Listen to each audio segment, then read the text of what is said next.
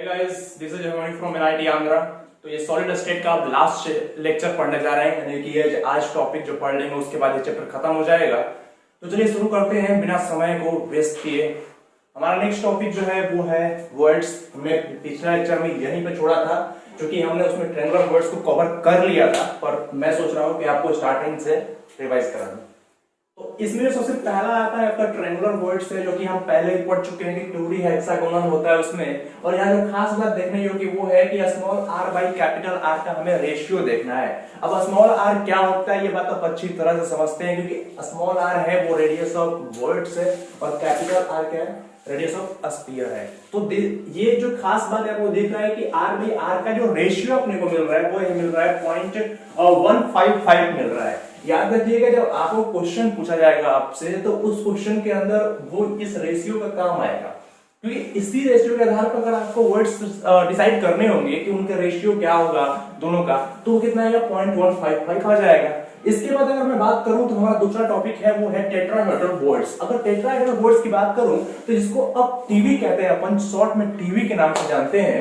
हम जानते हैं कि टेट्राहेड्रल वर्ड्स जो है वो 4 स्फीयर के सेंटर्स को ज्वाइन करने के बाद जो बनता है हमारा 4 स्फीयर के सेंटर को हमने जब ज्वाइन किया तो हमें क्या मिला, टेट्राहेड्रल वर्ड्स मिला, जिसको अपन टीवी के नाम से यहाँ जान रहे हैं। यहाँ पे आपको बता दूं कि जो नंबर ऑफ टीवी है उसकी संख्या कितनी होती है, वो 2z के बराबर होता है। एंड हम सब जानते हैं कि z क्या होता है, और आप भी इस बात को जानते हैं कि z होता क्या है। तो जो नंबर ऑफ टीवी है वो कितना है, बराबर 2z है। अब आते हैं कि एससीपी और एफसीसी, ये दोनों, ये सिचुएशन किसके लिए है, नंबर ऑफ टी बराबर 2z, नंबर ऑफ टी बराबर 2z जो है वो एफसीसी और एससीपी के लिए है। अगर हम बात करते हैं, यहाँ पे एक नोट है हमारे पास, नोट ये कहता है कि distance of nearest TV from the corner of FCC unit से। हम जानते हैं कि एफसीसी क्या होता है, एफसीसी होता है सिंपल क्यूबिक प्लस में उसके फेस सेंटर, यानी कि अगर सारे कॉर्नर्स पे एटम है और उसके फेस सेंटर पे एटम्स है तो वो एफसीसी होता है। तो ये कहता है कि उसके एक कॉर्नर से एक उसके नजदीक वाले टीवी की जो दूरी होती है वो होती है √3a/4 होता है। इस चीज को याद रखना दोस्त। और यहाँ पे जो इस टेट्राहेड्रल वर्ड्स का जो small r by capital R ratio है वो है 0.225। इस रेशियो को आप समझना, स्मॉल r को मैं पहले ही बता चुका हूँ और यहाँ लिखा भी हुआ है कि स्मॉल r क्या है और कैपिटल R क्या है। इसके बाद अगर मैं बात करूं ये फ्रैक्शनल डेटा, इसके फ्रैक्शनल डेटा की मैं बात करता हूं तो फ्रैक्शनल डेटा आपको दिख रहा होगा √3/√2 -1 में। अब यहाँ पे सवाल ये आता है कि मैं डेसिमल डेटा ही बता रहा हूँ और फ्रैक्शनल डेटा ही बता रहा हूँ, दोनों के पीछे रीजन ये है कि अगर क्वेश्चन में हमें फ्रैक्शनल डेटा लेके अगर काम करना हो तो आसानी से हो जाएगा, क्योंकि वहां पर डेसिमल डेटा का इस्तेमाल करके हम लंबे चौड़े कैलकुलेशन की तरफ बढ़ जाएंगे, जो कि समय का वेस्टेज होगा। ये चीज भी आपका एफसीसी और एससीपी के लिए ही वैलिड है। इसके बाद अगर हम थर्ड टॉपिक की बात करते हैं, हमारा तीसरा टॉपिक है ऑक्टाहेड्रल वर्ड, जिसको ओबी के नाम से हम जानते हैं। इसके बाद अगर ओबी की बात करें तो ऑक्टाहेड्रल सुन के दिमाग में ख्याल 8 का आता है, लेकिन चूंकि ये 6 से बनता है, यानी 6 स्फीयर के सेंटर को आप मिलाओगे तो जो वर्ड आपको मिलेगा वो वर्ड क्या होगा, ऑक्टाहेड्रल वर्ड्स होगा, जिसको अपन ओबी के नाम से जानते हैं। इसके बाद यहाँ दिया है, एक नोट्स में पढ़ लेते हैं कि एफसीसी यूनिट सेल में ओबी जो प्रेजेंट होता है कहाँ पे, बॉडी सेंटर पे प्रेजेंट होता है और एज सेंटर पे प्रेजेंट होता है। यानी कि अगर ओबी का लोकेशन कोई आपसे पूछे तो आप क्या कह सकते हो, एफसीसी यूनिट सेल में ओबी का लोकेशन उसका बॉडी सेंटर है और उसका एज सेंटर है, यानी वहां ओबी प्रेजेंट है। इसके बाद अगर आपको ओबी निकाल के मैं दिखाऊं इसके अंदर तो ओबी कैसे निकालेंगे, ध्यान समझना कि इसने कहा कि एफसीसी यूनिट सेल के अंदर बॉडी सेंटर पे है और एज सेंटर पे है। चूंकि बॉडी सेंटर 1 है उसका 1 आ गया और एज टोटल होता है 12 एज हुआ, और उसका जो नंबर ऑफ फ्रैक्शन होता है, फ्रैक्शनल पार्ट आता है वो 1/4 आता है, जिसकी वजह से हमारा जो निकल के ओबी आया वो कितना है, 4 आ गया। इसके बाद आपको बता दूं नंबर ऑफ भी जेड होता है, याद रखना। r बाई जो small r by capital R ratio है वो कितना है, 0.414 है, जिसको अपन √2 -1 के नाम से जानते हैं। √2 -1 यानी ये फ्रैक्शनल डेटा है आपका। फ्रैक्शनल डेटा आप दिमाग में रखिए कि आपके काम आ सकता है, इसलिए मैंने इसको मेंशन कर दिया। ये जो कहानी है वो एफसीसी और एससीपी दोनों के लिए है।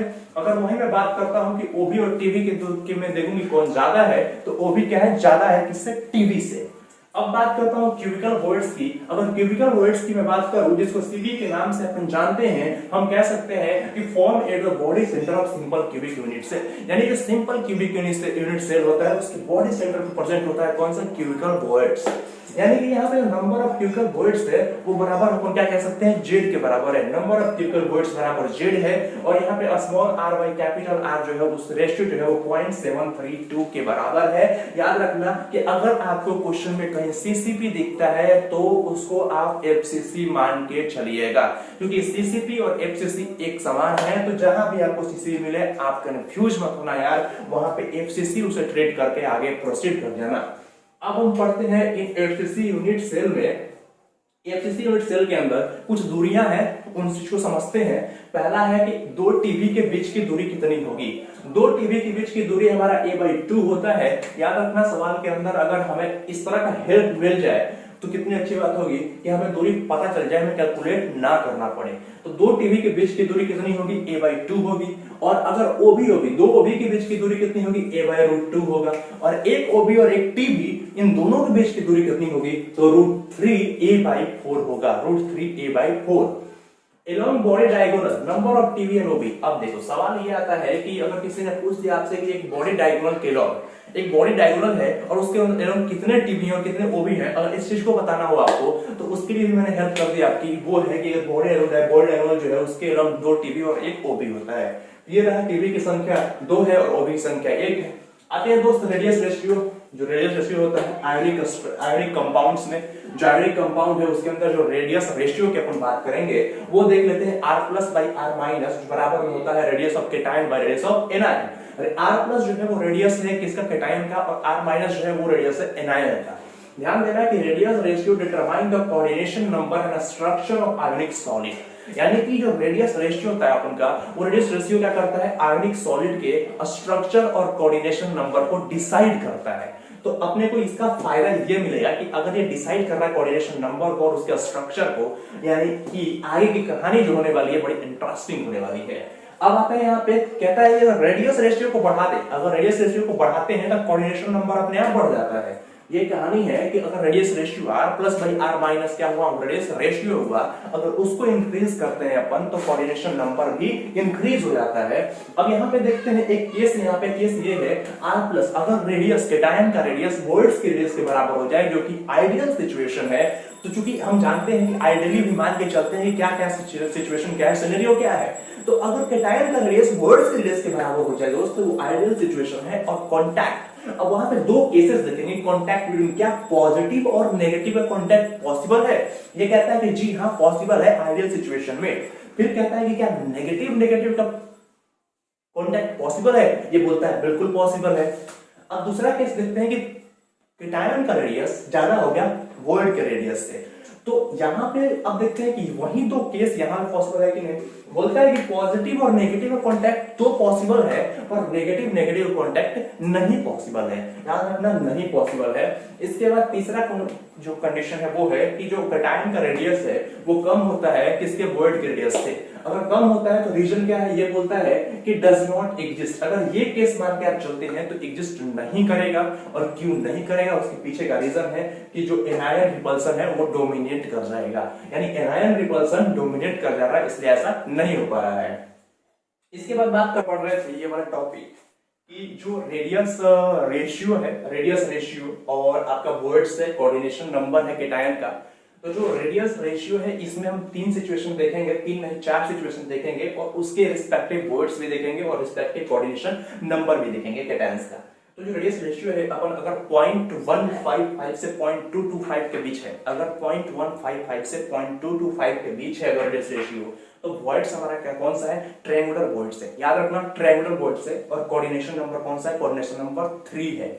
इसके बाद अगर रेडियस वही 0.225 से लेके 0.414 तक है तो वो वॉइड्स कौन सा, टेट्राहेड्रल वॉइड्स होगा और उसका कोऑर्डिनेशन नंबर 4 होगा। यानी कोऑर्डिनेशन नंबर 4 याद रखना दोस्त। इसके बाद अगर वही रेडियस रेशियो 0.414 से 0.732 तक होता है तो वो कौन सा वॉइड्स है, ऑक्टाहेड्रल वॉइड्स है और कोऑर्डिनेशन नंबर उसका 8 हो जाएगा। इसके बाद अगर रेडियस रेशियो 0.732 से 1 तक है तो वो क्यूबिकल वॉइड्स होगा और कोऑर्डिनेशन नंबर उसका कितना हो जाएगा 6 हो जाएगा। कोऑर्डिनेशन नंबर कितना होगा 6 होगा। इसके बाद अब आते हैं अगले टॉपिक पे। ये कहता है यहाँ पे एक नोट है, नोट बड़ा इंपॉर्टेंट है। नोट ये कह रहा है कि अगर ये किसी का रेंज है, इसमें से किसी का रेंज आ जाता है क्वेश्चन बात टाइप, तो हम क्या करेंगे लोअर लिमिट को कंसीडर करेंगे। अगर मान लीजिए कि सपोज हमारा आंसर आ जाता है क्वेश्चन बना के कि इन दोनों में से रेंज आ जाएगा, देखेंगे कि इन दोनों में से लोअर लिमिट कौन सा है और उसी को कंसीडर करेंगे और प्रोसीड कर जाएंगे आगे की तरफ। अब आते हैं packing in ionic solid. Important topic है दोस्त, पैकिंग इन आयोनिक सॉलिड। अगर पैकिंग इन आयोनिक सॉलिड की मैं बात करूं तो इसमें दो टाइप है, एक है AB टाइप और एक है आपका AB2 एंड A2B टाइप। तो सबसे ज्यादा इंपॉर्टेंट जो मेरे को दिखेगा वो AB टाइप दिखेगा, क्योंकि AB टाइप के अंदर 3 सब पार्ट्स हैं और ये न्यूमेरिकल दृष्टि से बहुत ही इंपॉर्टेंट है। तो अगर मैं बात करता हूं AB टाइप की, ध्यान से देखना दोस्त कि AB टाइप की मैं बात करूं तो इसमें सबसे पहले CaCl आ गया, उसके बाद NaCl आया और फिर ZnS टाइप आया। जो CaCl है इसमें भी क्यूबिकल वर्ड्स होता है और NaCl में क्या होता है ऑक्टाहेड्रल वर्ड्स होता है, जबकि ZnS टाइप में टेट्राहेड्रल वर्ड्स आते हैं। तो अगर CaCl टाइप है, मान के चलते हैं कि CaCl टाइप है, तो CaCl टाइप में हम जानते हैं कि Cl माइनस कहां पे प्रेजेंट होगा, तो प्रेजेंट होगा कहां पे क्यूब के हर कॉर्नर पे प्रेजेंट होगा। Cl माइनस क्यूब के हर कॉर्नर पे प्रेजेंट होगा। CS प्लस जो है वो बॉडी सेंटर प्रेजेंट होगा। लेकिन ये कहानी वाइस वर्सा भी हो सकती है, यानी ये कहानी एक दूसरे के ऑपोजिट भी हो सकती है। इसके बाद जो CS प्लस है वो क्यूबिकल वर्ड्स में जा रहा है, जबकि Cl माइनस किधर जा रहा है सिंपल क्यूबिक में जा रहा है। ये साफ दिख रहा है यहाँ पे।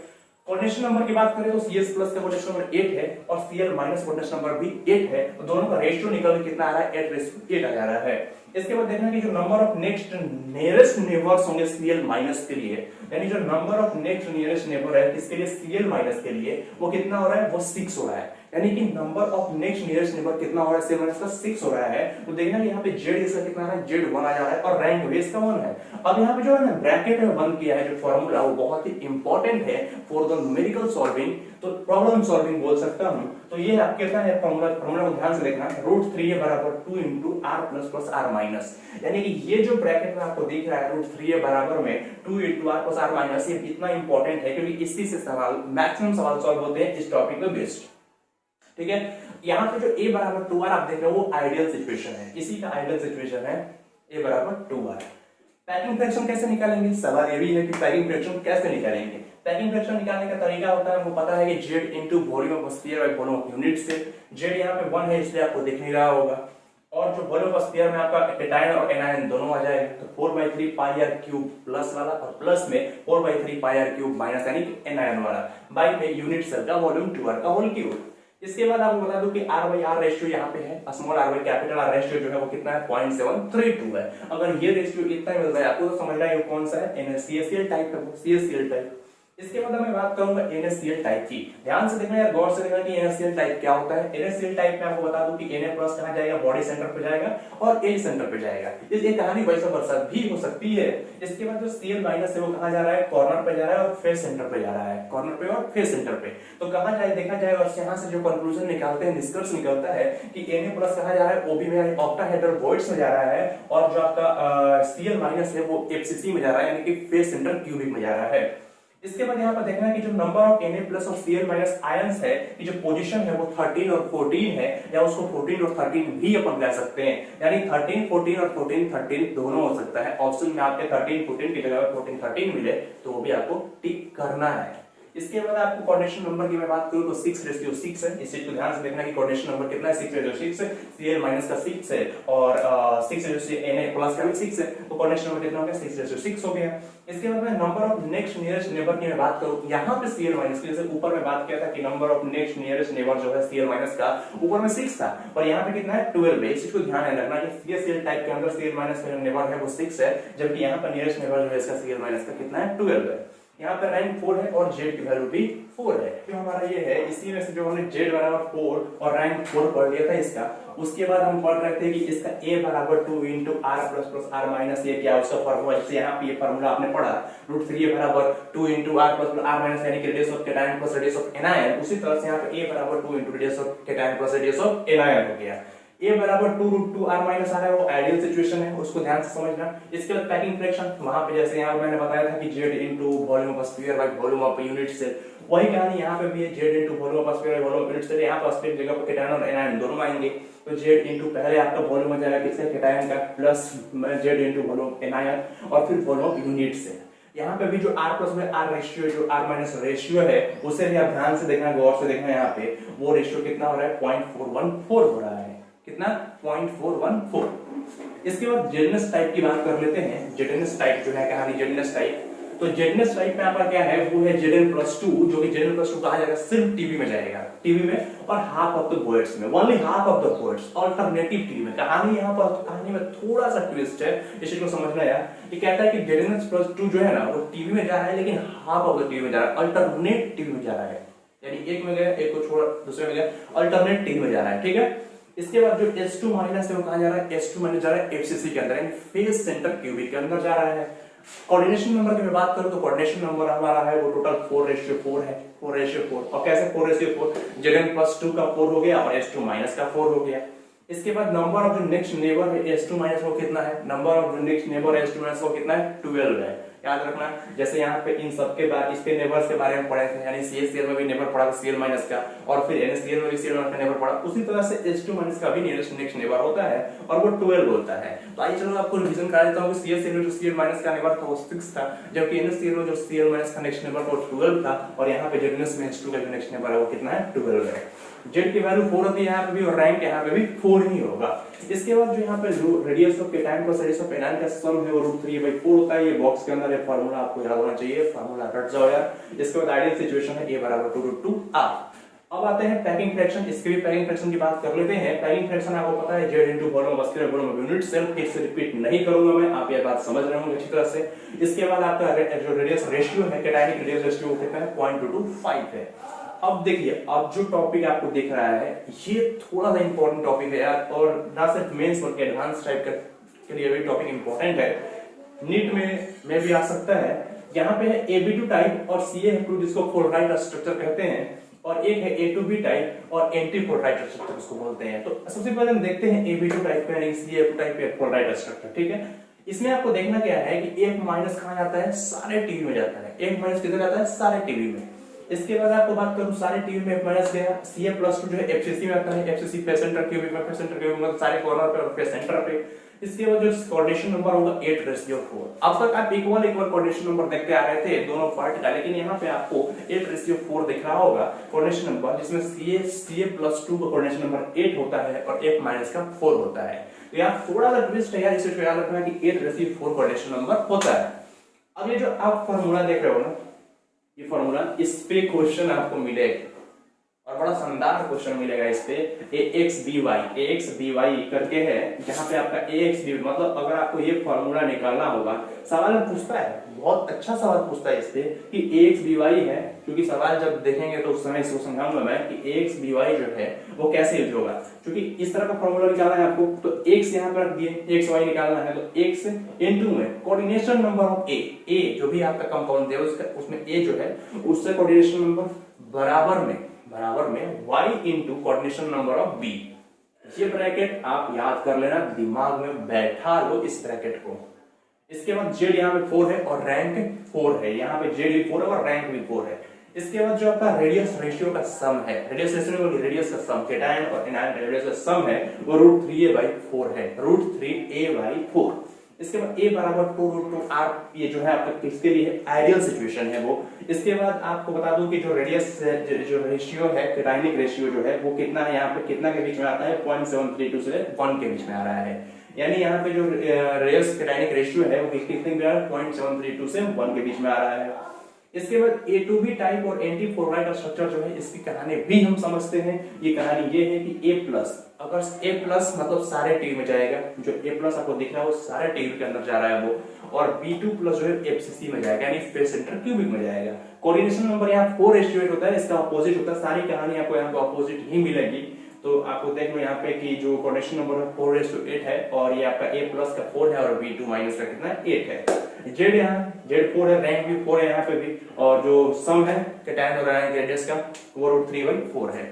अब दोस्त इतना कुछ हो गया। इसके बाद जो एपिक का लास्ट टॉपिक है, इससे पहले आपसे एक रिक्वेस्ट है, चैनल को सब्सक्राइब कर दो यार, लाइक ठोक के अटेंडेंस दो यार, बताओ कि कैसा लगा वीडियो। उसमें जो भी कमेंट आपको कमेंट्स में बताओ कि यहाँ पर क्या प्रॉब्लम आ रही है और कहाँ पे मुझे सुधार करनी चाहिए, ऐसे कौन से टॉपिक है जो मैं आपको समझा नहीं पा रहा हूँ, ये जरूर बताओ कमेंट में।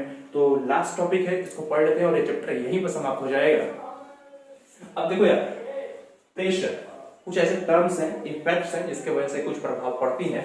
जैसे यहाँ प्रेशर, अगर आप प्रेशर को बढ़ाते हो तो कोऑर्डिनेशन नंबर भी बढ़ता है। प्रेशर जब बढ़ाओगे तो कोऑर्डिनेशन नंबर बढ़ता है। एग्जांपल के तौर पे अगर वो NaCl टाइप का है तो वो CaCl टाइप बन जाएगा, यानी कि 6:6 कोऑर्डिनेशन नंबर था तो वो 8:8 हो जाएगा। कैसे हुआ? प्रेशर बढ़ाने से। प्रेशर बढ़ाने से वो NaCl से CaCl टाइप बन गया, यानी 6:6 से 8:8 हो गया वो। और टेम्परेचर बढ़ने पर कोऑर्डिनेशन नंबर घटता है। याद रखना कि टेम्परेचर बढ़ाओगे तो कोऑर्डिनेशन नंबर घटेगा। और उसका एग्जांपल इसका जस्ट अपोजिट समझ लो, CaCl टाइप से NaCl टाइप हो जाएगा, 8:8 से 6:6 हो जाएगा। तो है गाइस, खत्म हो गया चैप्टर पूरी तरह से। मिलते हैं नेक्स्ट चैप्टर में, तब तक के लिए ऑल द बेस्ट। एग्जाम की पूरी तैयारी करो, लग के तैयारी करो। All the best.